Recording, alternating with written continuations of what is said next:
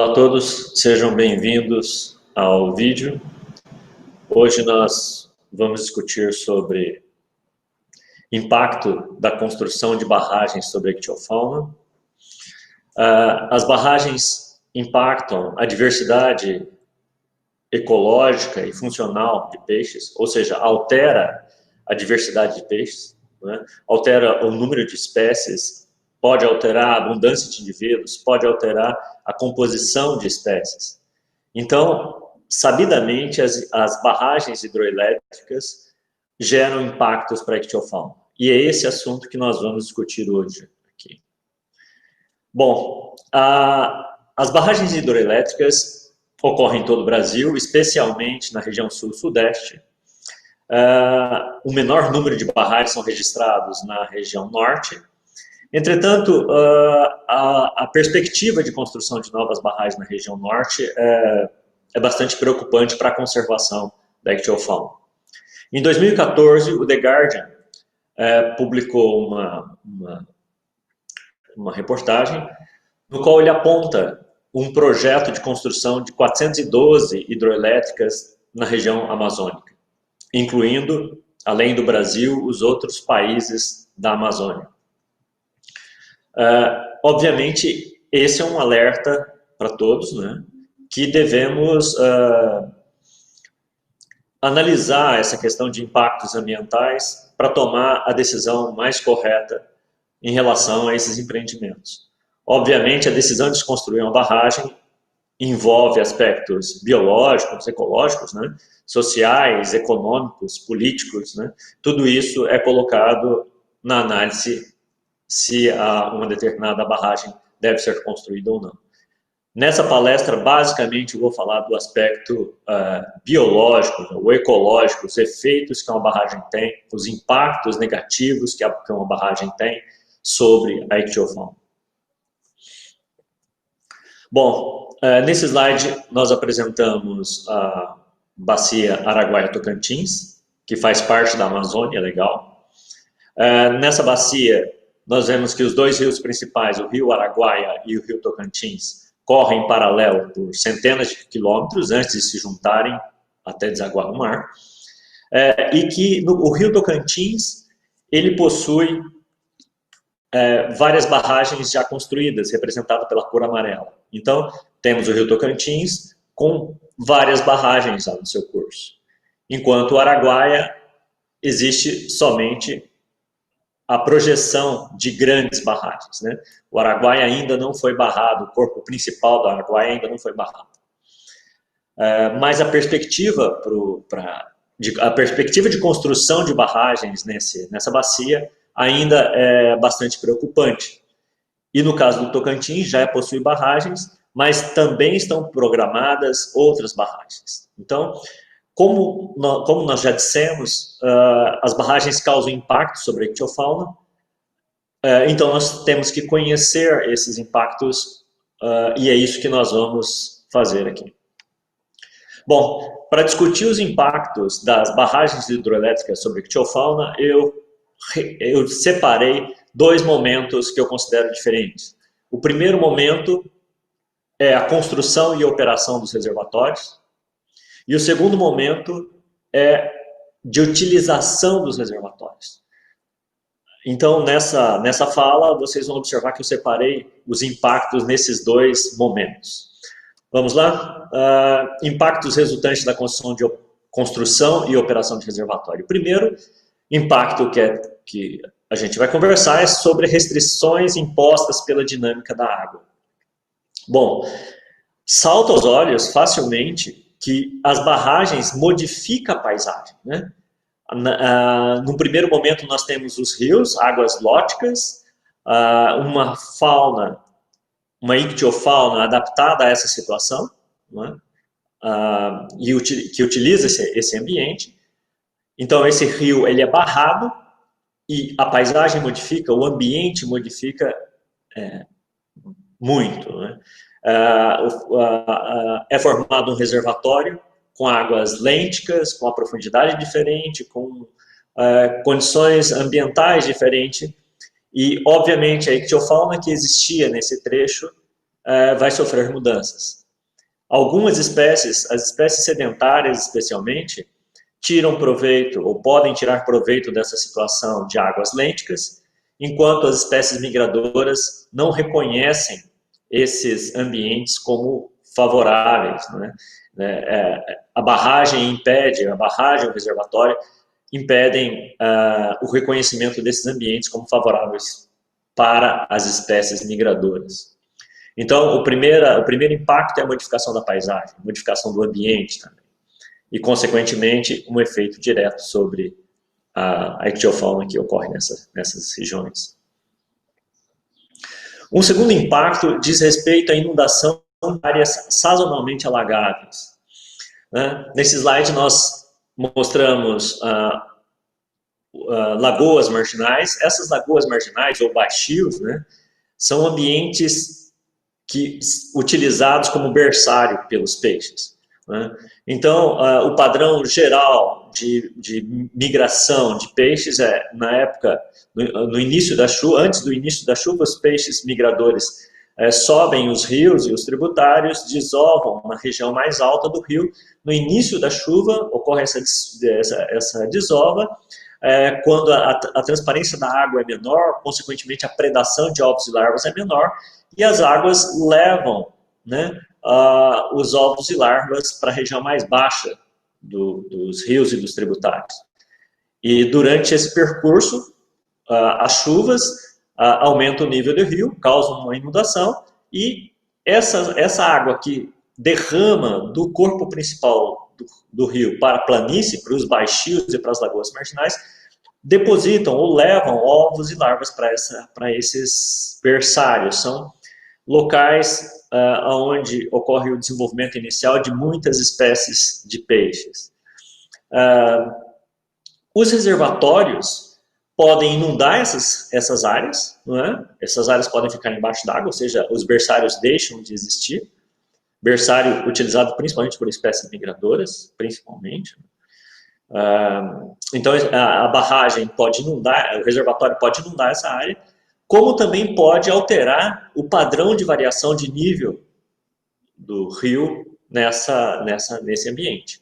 Obviamente, há uma sincronia bastante refinada entre o momento do início da migração, o momento do início da desova, com o aumento da água, com as chuvas. Entretanto, um reservatório apresenta variações de nível que está relacionado fortemente com a demanda de energia. Então, esse padrão, essa relação fina entre a estratégia biológica dos peixes, estratégia reprodutiva dos peixes e o nível dos rios é quebrado. Na realidade, a variação de nível agora deve-se à demanda de energia, especialmente. Um outro possível impacto das barragens é o afogamento das barreiras naturais. Bom, os reservatórios, as barragens podem inundar barreiras naturais, podem eliminar barreiras naturais. As principais barreiras naturais em ambiente aquático são as cachoeiras. Aqui, nesse slide, nós temos 2 cachoeiras, Sete Quedas, no Paraná, que hoje não existe mais, ela está embaixo da água. Elas deixaram de existir porque foi construído um reservatório, que é o reservatório de Itaipu, aproximadamente 150 quilômetros abaixo dessas cachoeiras.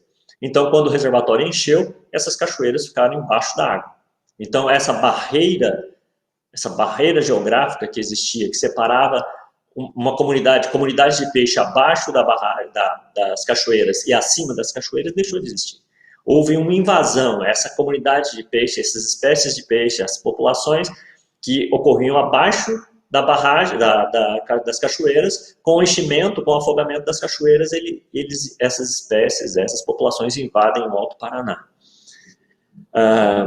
Aproximadamente 30 espécies invadiram o Alto Paraná após a construção do reservatório de Itaipu. Houve uma mistura de fauna. Obviamente, isso resulta em impactos, como a gente vai ver ainda hoje. Houve introdução de espécies nesse trecho. Essa outra cachoeira, representada no slide, a Cachoeira de Couto Magalhães, é no Rio Araguaia, ainda existe. Mas, assim como aconteceu em Sete Quedas e em muitos outros lugares, sempre que se vai construir um reservatório é importante analisar a eliminação de barreiras naturais, porque isso leva à mistura de espécies, invasão de espécies e alteração da frequência gênica por mistura de populações, por exemplo. Então, é um alerta, é um impacto que sempre tem que ser considerado quando se vai construir uma barragem. Obviamente, em certas regiões onde vai se construir a barragem, onde tem muitas cachoeiras, isso é mais preocupante do que onde as cachoeiras são menos frequentes. Mas isso tem que ser observado como um impacto. Um outro impacto diz respeito à rota migratória de peixes. Eu fiz há um tempo atrás um vídeo sobre isso, né, sobre o impacto da interrupção das rotas migratórias. E isso está no YouTube, é fácil de acessar, onde eu detalho, apresento alguns resultados e esclarecimentos sobre essa questão. Mas vamos olhar rapidamente a essência desse tipo de impacto. Os peixes migradores, como eu disse anteriormente, eles sobem os rios, desovam no início da chuva, os ovos e larvas são jogados por os baixios, são depositados nos baixios e lagoas marginais, onde eles desenvolvem inicialmente, servem como berçários. Depois, com a água, com o rio baixando o nível, eles podem voltar para o canal principal e completar assim seu ciclo de vida. Esse slide é resultante de um trabalho, na realidade, o livro do Barton e Golding, de 1997, no qual ele trata de migração dos grandes bagres amazônicos, né? E aqui está o caso da piramutaba. Ele também trata da dourada. A piramutaba é esse peixe que está sendo segurado aqui por essas pessoas. E ele mostra que a piramutaba desloca uma distância bastante grande, milhares de quilômetros, sobem o rio para as cabeceiras, chegam próximo aos Andes, desovam e os jovens crescem na região estuarina. Então, esses grandes bagres amazônicos, eles precisam de um trecho imenso para completar seu ciclo de vida. Não é? Caso seja construído barragens nesse trecho, impedindo a passagem dos peixes, obviamente isso vai comprometer o sucesso reprodutivo da espécie, podendo levar à extinção local, regional, mesmo em uma escala maior. Então, as barragens, elas interrompem rotas migratórias. Esse padrão de subir o rio para desovar é um padrão dos peixes migradores. Obviamente, a extensão, a quantidade de quilômetros que cada espécie migradora se desloca, varia. Né? Algumas espécies precisam de uma distância bastante de trechos, grandes trechos livres, como os grandes bagres africanos, desculpe, grandes bagres da Amazônia, sendo que outras espécies de migradores podem utilizar um trecho mais curto. Mas sempre é necessário trechos livres para que as espécies migradoras completem seu ciclo de vida. Né? Quando se constrói uma barragem, geralmente uma das primeiras ações, ou uma das primeiras preocupações é como se resolve a questão dos peixes não poderem ultrapassar a barragem. Né? E aí, há muitos anos, há mais de 100 anos, que no Brasil tem se adotado sistemas de transposição, ou seja, pegar os peixes, não só no Brasil, em outras partes também, pegar os peixes abaixo da barragem e passar para a parte de cima da barragem. Então, esses mecanismos são sistemas de transposição de peixes.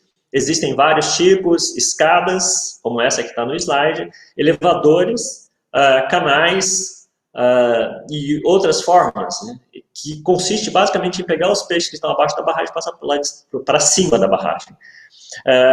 Aqui tem uma escada para peixe, no reservatório lajeado, no rio Tocantins. Então, aqui atrás está o rio Tocantins, o peixe migrador sobe o rio, os migradores, as espécies migradoras, só que encontram uma barragem aqui. Eles ficam perdidos aqui, circulando, e se encontrar a entrada da escada, eles ascendem a escada e chegam no reservatório. Para isso que serve a escada, como uma via alternativa para os peixes passarem para a parte de cima, para a montante da barragem. Essa escada tem vários tanques, alguns tanques são chamados tanques de descanso. Aqui tem um visor, nesse tanque de descanso tem um visor, onde eu tirei uma foto, e a foto que eu tenho é essa daqui. A gente observa que dentro da escada tem vários, no último tanque, já está quase chegando no reservatório, subiu toda a escada. Aqui nós registramos espécies migradoras, aqui tem um pacu, que é uma espécie migradora, vários indivíduos de curimba, que também é migrador, proquilotos. Aqui atrás tem uma piracanjuba, bricum. Mais atrás aqui a gente pode observar um hidrólicos, que também é um predador e um grande migrador. Quer dizer, os peixes migradores utilizam a escada. Isso, até hoje, foi suficiente para se construir as escadas, né? Escadas ou elevadores ou outros sistemas de transposição.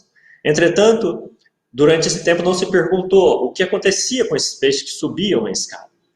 Porque o sistema, a migração, consiste em subir, os peixes migram para a montante, desovam, os adultos podem voltar ou não, mas tem que haver reposição do estoque abaixo. As larvas, os ovos, ou mesmo os adultos têm que voltar para o trecho abaixo. Quer dizer, não é só supressão de indivíduos de baixo para cima. Ou os ovos e larvas voltam, ou os adultos de ovos e larvas voltam. Tem que ter uma reposição do estoque abaixo. Só que, nos estudos que nós fizemos, nós detectamos que isso não acontece. A volta de adultos pelas escadas não acontece por turbinas e vertedouros. Se ocorrer, essa volta é muito baixa, porque existe uma grande mortandade quando os peixes passam por essas estruturas.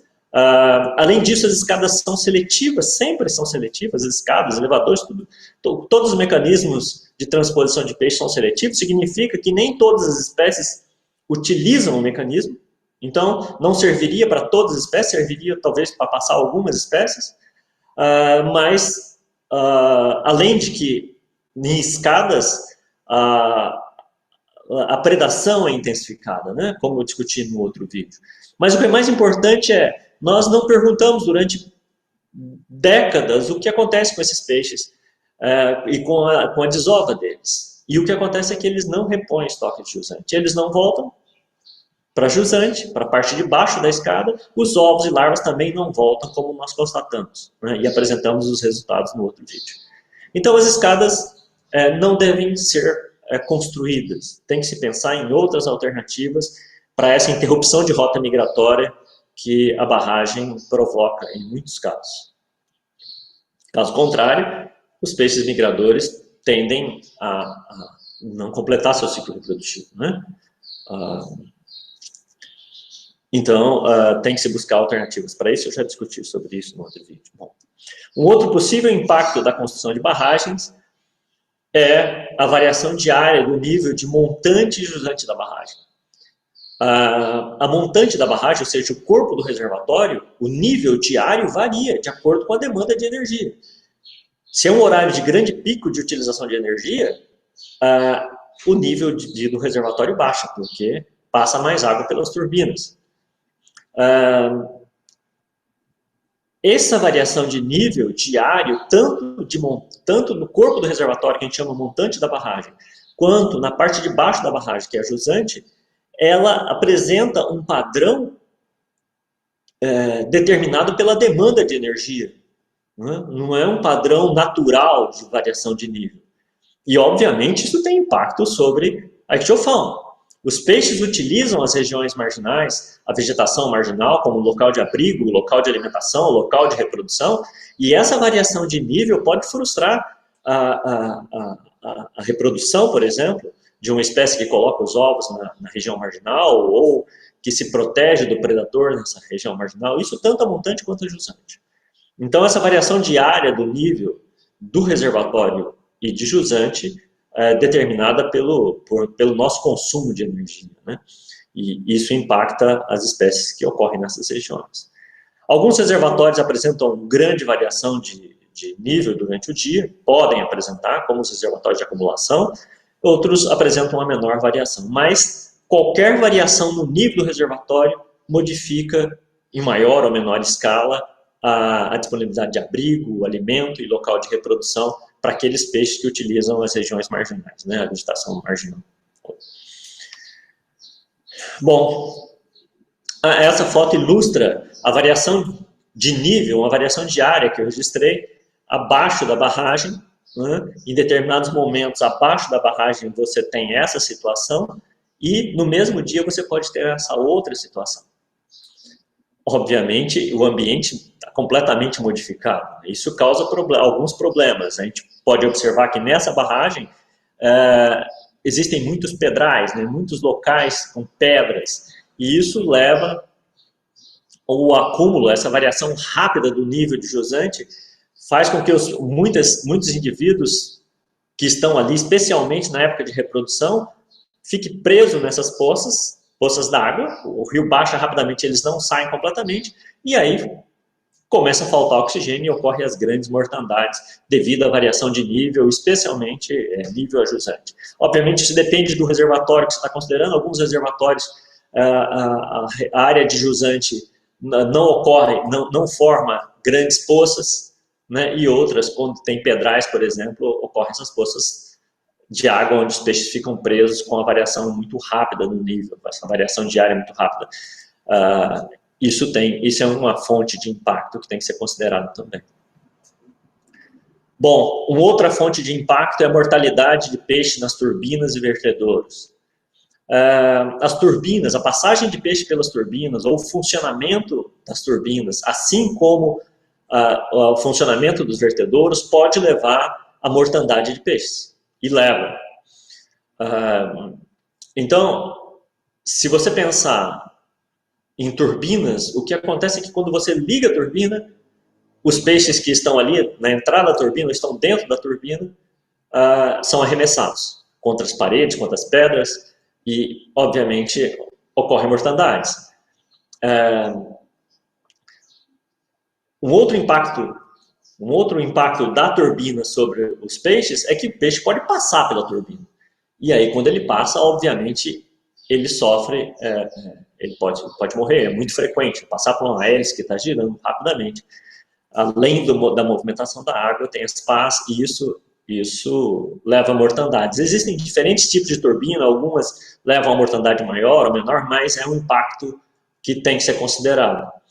Então, a primeira categoria de impacto diz respeito ao arremesso dos peixes quando se liga a turbina nas paredes ou nos pedrais e ocorre mortandade, né? Mas esse arremesso também pode levar à mortandade por descompressão muito rápida. Então, se os peixes estão, e o vertedor tem o mesmo efeito, se os peixes estão na região mais funda, ali próxima à barragem, e a turbina é ligada, ou o vertedouro é aberto, o peixe é arremessado do fundo para a superfície numa velocidade muito rápida. E então, ocorre a evisceração, né? As vísceras saem da cavidade visceral. Aqui tem 2 slides ilustrando isso. Esses efeitos de turbina e vertedouro sobre os peixes podem ser diferenciados pelo tipo de dano que o peixe sofreu. Por exemplo, nesse slide nós temos um Oxydoras que parece ter sido cortado com uma faca, né? Mas isso acontece quando o peixe, quando se liga a turbina, o movimento da água o movimento das turbinas podem provocar esse tipo de injúria, né? Um outro tipo de injúria que os peixes sofrem por efeito das turbinas e dos vertedouros é a evisceração. Então, nesse caso, também é um Oxydoras, um jovem, né? a gente pode observar que as vísceras estão fora da cavidade visceral e provavelmente a bexiga natatória está arrebentada. Porque esse peixe seguramente foi arremessado numa velocidade muito grande do fundo para a superfície e ocorreu descompressão. Então, os vertedouros e as turbinas causam impacto sobre o ictiofão. Esses impactos, especialmente das turbinas, elas são mais... ocorrem com maior frequência na fase de comissionamento. Comissionamento são os testes que se faz na turbina assim que se instala a turbina. Então, a concessionária instala a turbina na barragem, né, essa barragem hidroelétrica, e essa turbina tem que ser testada, tem que ser ligada, desligada, ligada, desligada várias vezes, porque essa turbina está na garantia. Então, você tem que testar se ela funciona ou não. E ligar e desligar a turbina, obviamente, especialmente na época de migração, quando os peixes se acumulam no pé da barragem, pode ocorrer grandes mortandades. Então, mas as turbinas também, elas sofrem manutenção periódica, então as turbinas têm que ser ligadas e desligadas, e esses momentos de manutenção de turbina também é momento que pode levar a mortandade de peixe. Aqui nesse slide nós observamos toneladas de jaú, uma importante espécie migradora, que morreu na fase de comissionamento das turbinas na barragem de Estreito. Então, as turbinas e o vertedouro podem levar a mortandades. A operação das turbinas e do vertedouro pode causar mortandade de peixes nas barragens.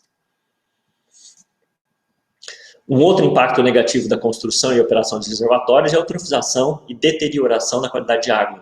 Quando você constrói um reservatório, o enchimento desse reservatório inunda a vegetação, obviamente esse ambiente fica bastante eutrofizado, e isso pode levar à proliferação de macrófitas, e isso aumentar ainda mais a eutrofização, causando uma diminuição do oxigênio na coluna d'água, no fundo, pode diminuir a disponibilidade de oxigênio e, consequentemente, levar a grandes mortandades dos organismos aquáticos, né? Especialmente peixes, né? Que é o que nós estamos discutindo.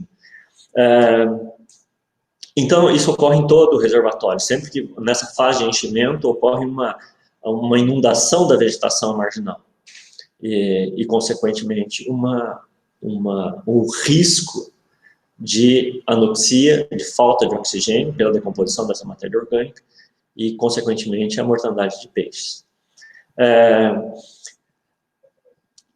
Em alguns reservatórios é mais preocupante, em outros nem tanto, depende da região, depende da qualidade de água, depende muito da quantidade de vegetação que vai ser inundada, né?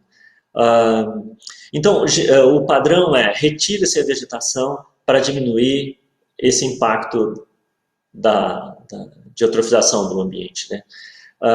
Impacto na qualidade de água.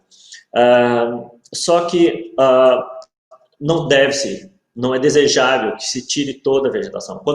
Biologicamente, a gente sabe que quanto mais estruturado for o ambiente, maior é a riqueza de espécies esperada para esses ambientes. Então, é interessante que o mais interessante é que se tire o mínimo possível de vegetação, para que essa vegetação que está afogada sirva de abrigo, né, e estabeleça uma relação predador-presa, por exemplo, um pouco mais equilibrada do que se você homogeneizar o ambiente. Então, hoje existem modelos matemáticos que permitem você calcular, estimar a quantidade de vegetação que tem que ser retirada da área. Biologicamente, quanto menos vegetação tirar, melhor, desde que não comprometa a qualidade de água, porque essa vegetação inundada serve de abrigo, não só para peixe, mas para toda a comunidade aquática.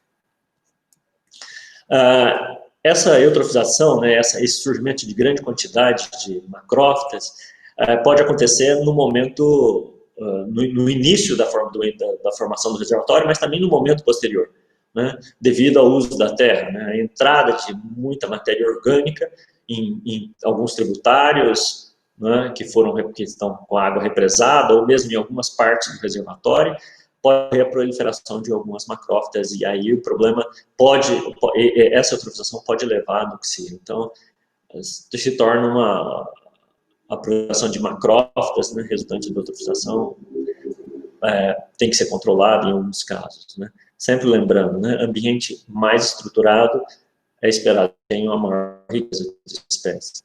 Então, por um lado, a proliferação de macrófitas é desejada. Por outro, um excesso pode levar à diminuição na disponibilidade de oxigênio na coluna d'água. E aí é o impacto. Um outro possível impacto da construção de barragens é o aumento no nível de predação próximo à barragem.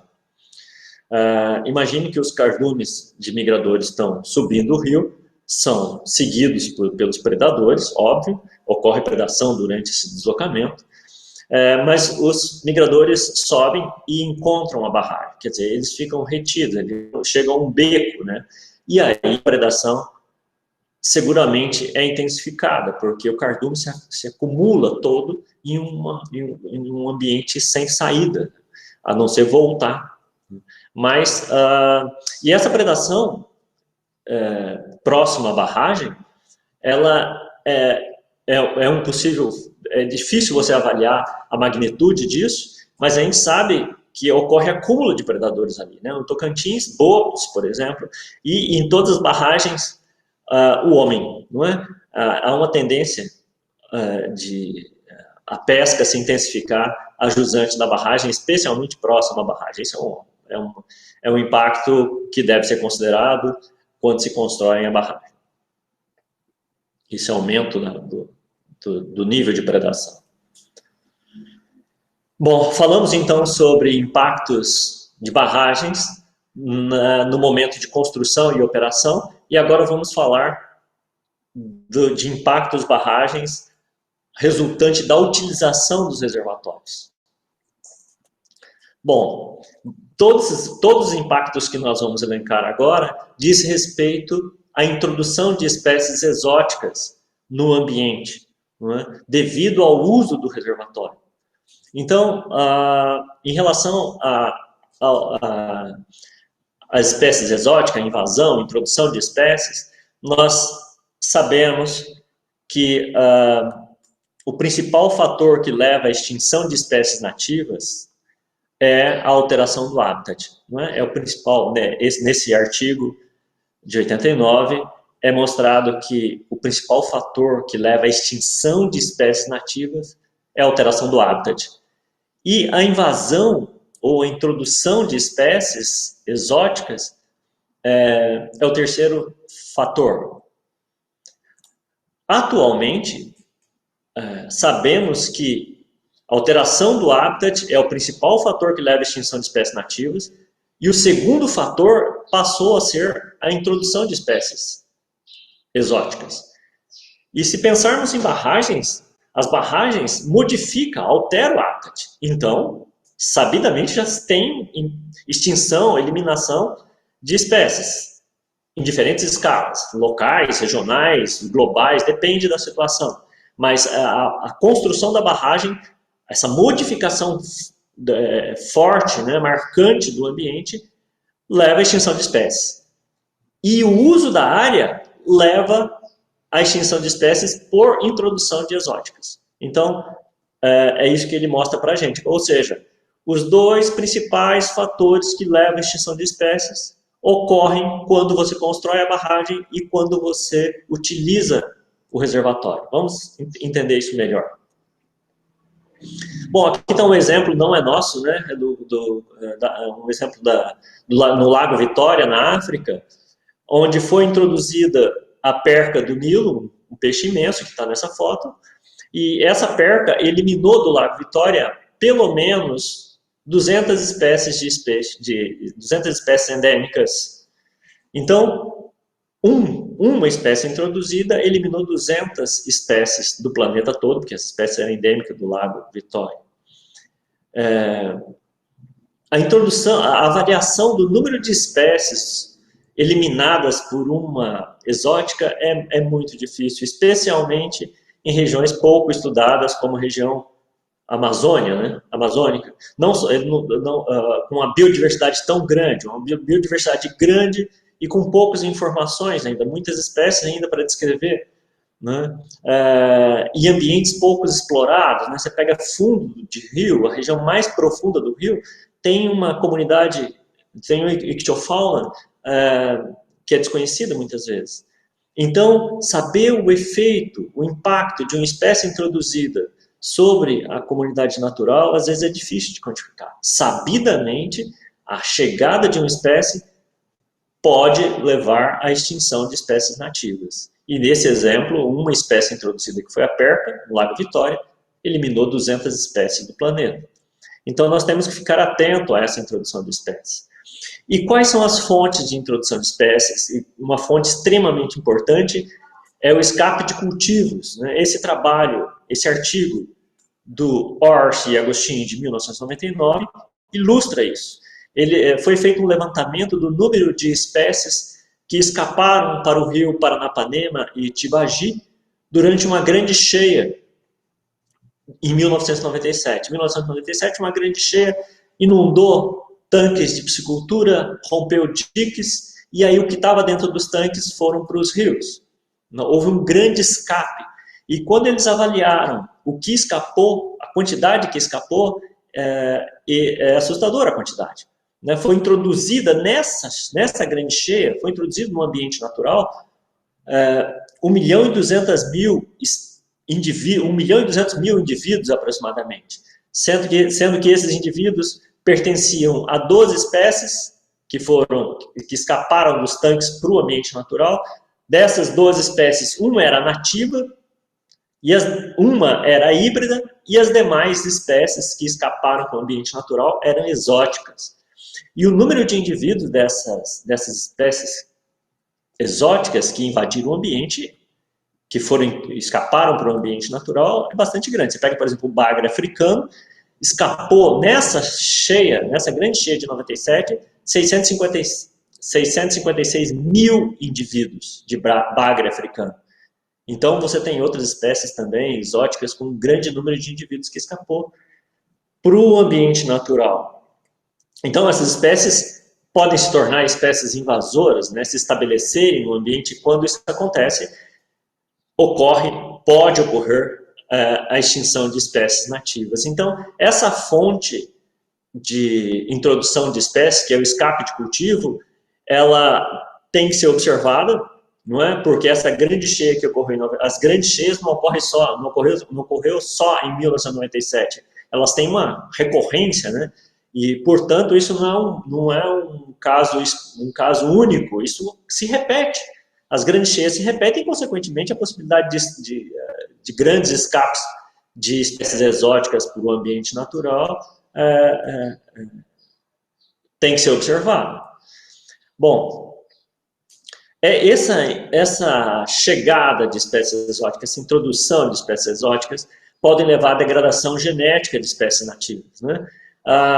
Na piscicultura, costuma-se, na busca de híbridos com vigor, né, que eles chamam de vigor híbrido, ou seja, com características desejáveis para a produção, os piscicultores cruzam espécies diferentes, né? Nesse caso aqui, cruzaram uma fêmea, cruza-se fêmeas de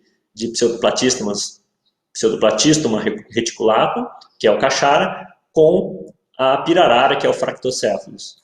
E surge um híbrido, que é o caxapira, com essas características, né? Características intermediárias entre as duas espécies. E isso é feito com muita frequência e de forma preocupante, né? Porque, às vezes, esses híbridos que surgem do cruzamento de espécies distintas são híbridos com grande potencial para a produção, não é? Nesse outro caso aqui, nós temos o cruzamento de uma espécie amazônica, o jundiá amazônico, com o caxara, né? E surge um híbrido desse cruzamento, que é o caxadia. Esse híbrido, ele está sendo bastante utilizado na piscicultura, né? Nós encontramos isso no interior do Tocantins, por exemplo. Se eu for na peixaria aqui, eu encontro esse híbrido para comprar, e o preço da carne é metade do preço de uma espécie, da espécie que deu origem, né, da espécie pura, quer dizer, a espécie nativa, o quilo dela custa 2 vezes mais do que o quilo desse híbrido. Porque conseguiu-se nesse cruzamento produzir um híbrido com alta rentabilidade, né, econômica. É uma espécie que se alimenta, que aceita bem ração de origem vegetal, com soja e milho, consequentemente a ração não precisa ter tanta proteína animal, que barateia o custo da ração. Ele é extremamente voraz, quer dizer, ele come a ração com facilidade, diminuindo o canibalismo na fase inicial de desenvolvimento, e cresce muito rapidamente, e então o vigor híbrido se apresentou nesse híbrido, e ele está sendo bastante produzido em várias pisciculturas, e isso é uma preocupação em termos de conservação, que a gente vai falar melhor. Esse outro cruzamento que eles costumam fazer em piscicultura, que é o cruzamento da caixara com o pintado. Se for uma fêmea de caixara com um macho de pintado, surge um híbrido, esse híbrido que chama caixa-pinta. Mas se for o cruzamento de uma fêmea de pintado com um macho do caixara, surge um outro tipo de híbrido, que é o pinta-caixara. Bom, a preocupação com esses híbridos, uma das preocupações, é que constatou-se que eles são férteis. Consequentemente, se eles escapam para o ambiente natural, eles podem cruzar entre si, né, se espalhar no ambiente natural, e eles podem cruzar com as espécies puras, com as espécies nativas, com essas espécies que deram origem a eles. Ao pseudoplatysma reticulado ou pseudoplatysma fasciatum. Então, isso pode levar a uma extinção genética da espécie. Isso é muito preocupante, né? Então, quando uma espécie híbrida, que pode ser fértil ou não, mas nesse caso sabe-se que é fértil, foi estudado e verificou-se que é fértil, quando uma espécie híbrida escapa para o ambiente natural, ela pode competir, eliminar espécies nativas por competição, ou pode eliminar espécies nativas por uma degradação genética, não é? Uma extinção genética, porque o híbrido começa a cruzar com a espécie pura. Esses híbridos se tornaram um problema bastante sério, especialmente no Mato Grosso, onde está havendo uma grande perda das espécies nativas, porque elas estão cruzando com os híbridos, né? E isso pode levar à extinção da espécie, e não é fácil, não é tão fácil, não é seguro a identificação de se o indivíduo é um híbrido ou não. Quando você captura um peixe desse, você não sabe se ele é híbrido ou se ele é puro. E o que constatou-se, né, já se constatou que em determinados locais no Mato Grosso, as amostras coletadas e analisadas geneticamente revelam que 50% das amostras eram de híbridos. Então, os híbridos parecem estar tomando esses ambientes. Por quê? Porque permitiu-se a introdução, o escape ou introdução intencional desses híbridos no ambiente natural. Isso leva à extinção de espécies nativas, pela extinção genética das espécies. Então, híbridos é uma preocupação bastante grande. E a aquisição desses híbridos é muito fácil. Você abrir o Mercado Livre aí, você encontra esses híbridos para comprar facilmente. Aonde você estiver, você pode ter acesso. Onde você morar, você pode comprar esses híbridos para colocar no aquário, colocar num tanque, para você brincar com isso. Bom, existem várias possibilidades de cruzamento de híbridos, né? de espécies diferentes, né? E podem surgir vários tipos de híbridos. Na verdade, nós brincamos de Deus, né? Nós cruzamos espécies nativas para produzir um híbrido que, infelizmente, em muitos casos é fértil e escapa para o ambiente natural.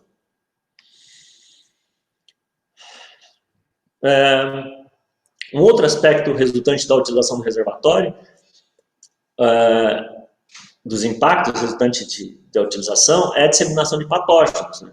Quando você introduz uma espécie no ambiente natural, saiba que você não está introduzindo somente uma espécie, você está introduzindo aquela espécie, mas também está introduzindo os endoparasitas, os ectoparasitas que pertencem àquela espécie, aquele indivíduo, aquela espécie que você introduziu. Um dos exemplos é a lérnia.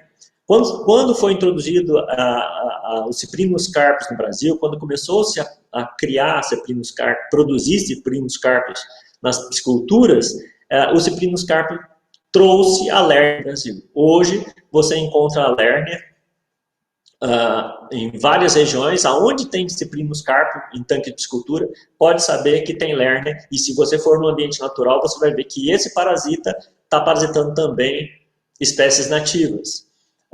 Isso causa um prejuízo, trouxe um prejuízo tanto para a piscicultura, quanto para o ambiente natural. Então, a introdução de uma espécie de peixe traz com ela várias outras espécies, né?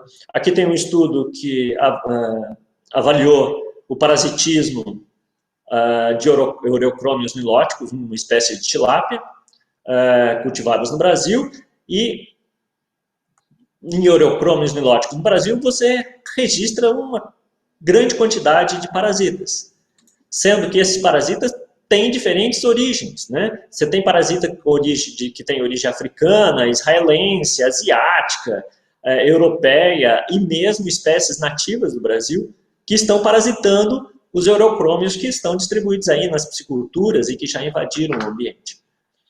Então, quando se pensa em introduzir a tilápia em um determinado local, não só a tilápia, qualquer peixe, qualquer espécie exótica que você for introduzir, saiba que você está introduzindo várias outras espécies com esse peixe, e que pode, ou não, mas é uma possibilidade, esses parasitas começar a hospedar, começar a infectar espécies nativas, causando prejuízos, mortandades e etc. Então, e nós não podemos esquecer isso, a introdução de uma espécie de peixe traz com ela várias outras. É um risco grande. Um outro aspecto é a predação de ovos e larvas das espécies nativas. Um artigo publicado em 2005 da Canonico, que trata do efeito de tilápias introduzidas na biodiversidade nativa. Esses autores, a Canonico e os colaboradores, mostraram que a tilápia existem várias espécies de tilápia, mas as tilápias têm uma competitividade, é uma espécie extremamente competitiva em regiões tropicais e subtropicais, né? São espécies que apresentam uma grande plasticidade alimentar, quer dizer, ela se alimenta de diferentes tipos de alimentos, que oferecer ela pode aceitar, ela tem vantagens competitivas sobre a espécie nativa na utilização do recurso espacial, por exemplo, e as espécies podem ingerir ovos e larvas de espécie nativa. Quer dizer, a gente está falando de tilápia, mas a gente poderia estar falando de outra espécie qualquer que seja introduzida no ambiente natural, né? Às vezes essas espécies são extremamente competitivas e levam à extinção de espécies nativas, né? Bom, diante de tantos possíveis impactos, o que poderia ser feito? Então, pode ser feito muitas coisas, eu resolvi apontar algumas poucas delas, né, para resolver tentar mitigar esses impactos, né. A primeira sugestão é avaliar os resultados da ação de manejo. Eu já discuti isso no outro vídeo sobre interrupção de rota migratória, mas basicamente é o seguinte: se você for adotar uma ação de manejo, já tenha planejado como avaliar o sucesso e fracasso dessa ação de manejo, para que o fracasso, a sua ação que resultou em fracasso, não seja repetida outras vezes ou que ela seja corrigida. Então, isso é fundamental. Uma outra sugestão do que pode ser feito em relação ao impacto dessas barragens sobre a ictiofauna é estabelecer as responsabilidades orçamentárias para mitigar os impactos que poderão surgir durante a operação da usina. Aqui é o seguinte: durante a operação da usina, pode ser muito tempo depois da construção de usinas, podem surgir impactos. Um dos exemplos são os balneários construídos em vários reservatórios. Muitas vezes, aqui no Brasil, ocorre o ataque de piranhas aos banhistas. E isso, obviamente, interfere no comércio, né, na estrutura criada nesses balneários, e aí busca-se uma solução. Né? Busca-se uma solução para esse caso. E tem solução, tem como resolver. Mas isso tem um custo, né? Isso vai ter, esse problema tem que ser monitorado e tem que ser constantemente sendo trabalhado. Agora, a questão é quem que paga esses custos? Quem que é responsável para resolver esse problema? As concessionárias, geralmente, algumas vezes pelo menos, não assumem esse problema como sendo um problema dela. Os órgãos públicos também dizem que não é problema deles. Então, surge o problema, depois de tempos do reservatório funcionando, e não se sabe quem que vai resolver aquele problema. Então, é importante estabelecer essas responsabilidades orçamentárias por um período muito longo. Ou seja, da concessionária, seja do órgão público, tem que saber quem que vai assumir os problemas que surgirão com o passar do tempo. Isso é desejável, né? Quase impossível se fazer isso diante da estrutura que existe hoje, mas é desejável, isso tem que ser discutido. Uma outra sugestão em relação a ordenar os licenciamentos ambientais para que a sociedade realmente tenha informações que permitam decisões conscientes e responsáveis. É importante a sociedade conhecer as vantagens e desvantagens na questão ambiental, na questão econômica, na questão social, na questão política, ou de todas essas variáveis que pode determinar a decisão de construir ou não uma barragem. Que a sociedade tem que receber todas essas informações para que possa opinar de forma consistente e responsável. O que acontece muitas vezes é que a informação chega as informações que chegam nas audiências são parciais, as discussões são muito parciais. Não é? Vou citar um exemplo, na região norte, em alguns trechos do Tocantins, a população deseja, em alguns locais, principalmente os mais pobres, desejam a barragem porque vai gerar emprego. Então, a população espera a construção, torce, né, pela construção da barragem. Obviamente, talvez eles nem considerem o momento pós-construção de barragem, né, o que sobra depois que a barragem é construída. Então, é importante que nesses licenciamentos ambientais seja mostrado todos os prós e contras, não só das questões ambientais, mas como das outras questões que envolvem essa decisão. E, por último, a sugestão é planejar os próximos empreendimentos considerando o sistema como um todo. E, novamente, eu volto a esse slide da Bacia Araguaia-Tocantins para ilustrar essa questão.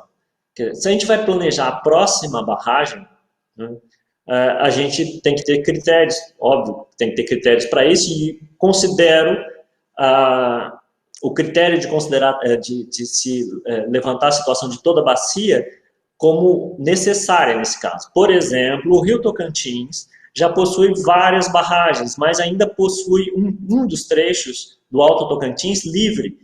E nós sabemos que nesse trecho livre tem lagoas marginais e tributários extremamente importantes que suportam algumas espécies migradoras, que sustentam algumas espécies migradoras. Entretanto, se construir nesse trecho, entre o reservatório de Peixes de Cal e o reservatório de Lajeado, construir o reservatório de Poeiras, as espécies migradoras, muitas delas, seguramente não conseguirão, não continuarão existindo nesse trecho, né? Vai vira uma sequência de reservatórios.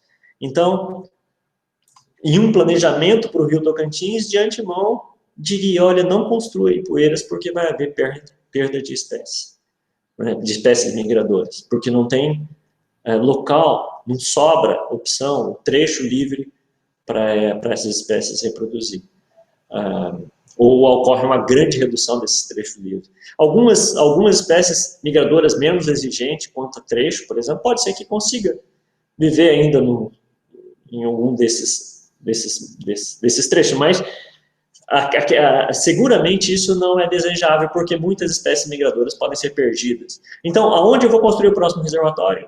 A sugestão é, analise a bacia como um todo, para ver quais são os trechos que não se pode mexer por enquanto. Bom, basicamente é isso. Agradeço a vocês pela atenção. Estou disponível nesse e-mail caso tenham interesse de discutir alguma questão. Ok, obrigado e até a próxima.